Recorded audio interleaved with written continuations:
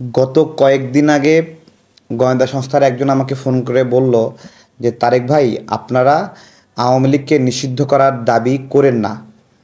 আমি বললাম কেন? তো বলছে বিরোধী দল হিসেবে আওয়ামী লীগকে প্রয়োজন আছে না। তাহলে তো কি হলো এটা? তো আমি জাস্ট শুনলাম। এর পরবর্তীতে আমি আমার বিরোধিতা বন্ধ রাখি নাই। এরপরে আরেকজন রাজনৈতিক কর্মী তিনি আমাকে না করলেন। তারপরে আরেকজন রাজনৈতিক কর্মী তিনি আমাকে না করলেন। তখন আমি বুঝতে পারলাম যে একটা একটা মানে টিম কাজ করছে যে আওয়ামী লীগকে যেন নিষিদ্ধ করা না হয় এই জায়গা থেকে। তো আমি এখানে বুঝতে পারছি এই টিমটা অনেকটা সফল, যে তারা মির্জা ফখরুল ইসলাম আলমগীর স্যারকে দিয়ে এই স্টেটমেন্ট দেওয়াতে পারছে, বা জামাতও এই ধরনের মানে ইতিবাচক এই বিষয়টাতে। তাহলে এটা আমরা যে চাই যে শেখ হাসিনার বিচার হবে, গণহত্যার বিচার হবে, অসংখ্য মানুষের চোখ হারাইছে, সেই চোখ শেখ হাসিনা নিছে, সেটার বিচার হবে। অসংখ্য মানুষকে শারীরিকভাবে নির্যাতন করছে, হত্যা করছে, পুড়ায় মারছে, এগুলোর বিচার হবে। তাহলে আমাদের এই বিচারটা হবে কি না? আমার খুব মনে মানে ভয় লাগতেছে যে আসলে শেখ হাসিনাদের বিচার হওয়া খুব কঠিন। হুম, মানে ওই যে পারিবারিক লিগেসি, রাজনৈতিক লিগেসি, বড় দল, তাহলে এরা যত মানে বড় গণহত্যা করুক, মানে তাদের বিচার হবে না। মানে এই যে রাজাদের বিচার না হওয়া, মানে এই রাজা তো এখন হাসিনা ছিল, সামনে অন্য কেউ থাকবে, সেও যদি কোনো ক্রাইম করে তারও যদি এরকম বিচার না হয়, মানে আমাদের বিচার না হওয়াটা, বিচার হওয়ার একটা দৃষ্টান্ত স্থাপন করা খুবই জরুরি। আমি আপনাদেরকে সহজভাবে বলি যে এখানে যে নিপীড়নটা হয়েছে মানুষের উপরে, যে ছাত্ররা যখন দফায় দফায় আন্দোলন করছিল, তখন শেখ হাসিনা সহনশীল না হয়ে গুলি করার আদেশ দিয়েছে ছাত্রদেরকে। এইটা এই পর্যন্ত আবার দাবি, ছাত্ররা সমঝোতা করলো শেখ হাসিনার সঙ্গে। এরপরে জনগণ যারা ভোটের অধিকার সহ নানাবিধভাবে সংক্ষুব্ধ, তারা আবার নতুন করে আন্দোলনটাকে গতি দিল। তো ওই আন্দোলনে শেখ হাসিনার পতনের আন্দোলনটাকে থামানোর জন্য সে ম্যাসাকার করে ফেললো। এবং ম্যাসাকারটা কীরকম, যে মানে ভিন দেশি মানুষকেও বাংলাদেশে নিয়ে আসা পুলিশের পোশাক পরায় গুলি করে মারাইলো। আরও কোন পর্যায়ে গিয়ে ঠেকলো যে লাশগুলো এক জায়গায় করে আগুন দিয়ে বার্ন করে দিল।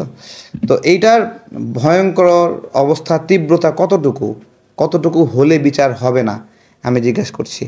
মির্জা ফখরুল ইসলাম আলমগীর স্যার উনি কী উদ্দেশ্যে এই বক্তব্য দিছে জানি না, তবে আমার ভাল লাগে নাই।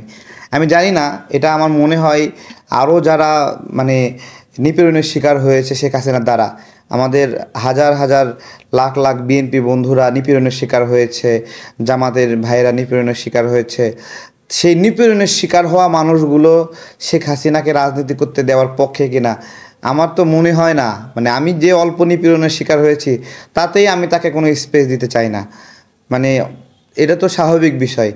দেখেন যে শেখ হাসিনা, বাংলাদেশে তো একটা দৃষ্টান্ত স্থাপন করা উচিত যে কেউ যদি জনগণের ভোটের অধিকার নিয়ে সিনেমিনি খেলে তার একটা শাস্তি হওয়া উচিত, কিছু তো শাস্তি হওয়া উচিত। তাহলে শেখ হাসিনা সেই শাস্তিটা কী হতে পারে?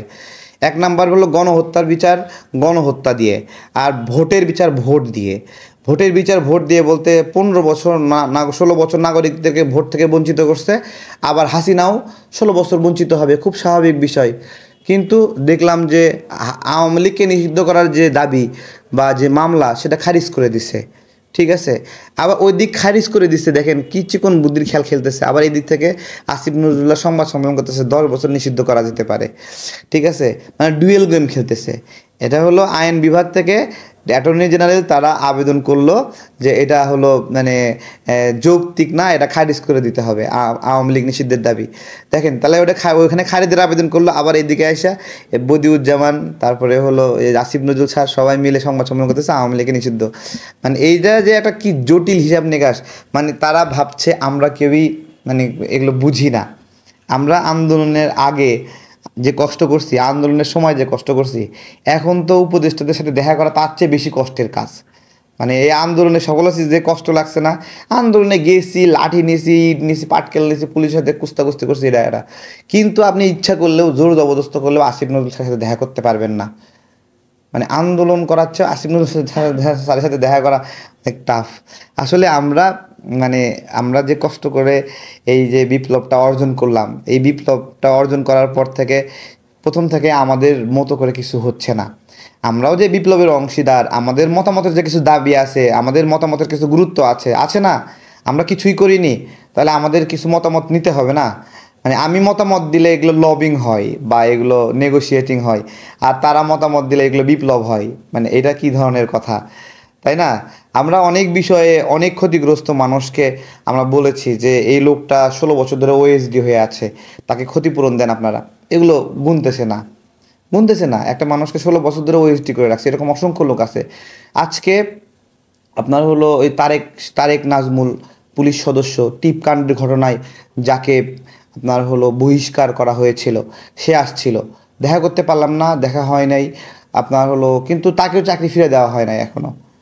ঠিক আছে, এই ধরনের ক্ষতিগ্রস্ত মানুষগুলোকে কিন্তু পুনর্বাসন করা হচ্ছে না। অথচ আওয়ামী লীগ, তারা বীর দর্পে, মানে লোক নাকি নাই, সব নাকি আওয়ামী লীগ, তাহলে তারেক নাজমুল সাহেবকে তো এখানে ফিরে। তারপরে দুদকের শরীফ সাহেব নিয়ে গতদিন কথা বলেছিলাম, তাকেও এখানে এমপ্লয়মেন্ট করা হচ্ছে না।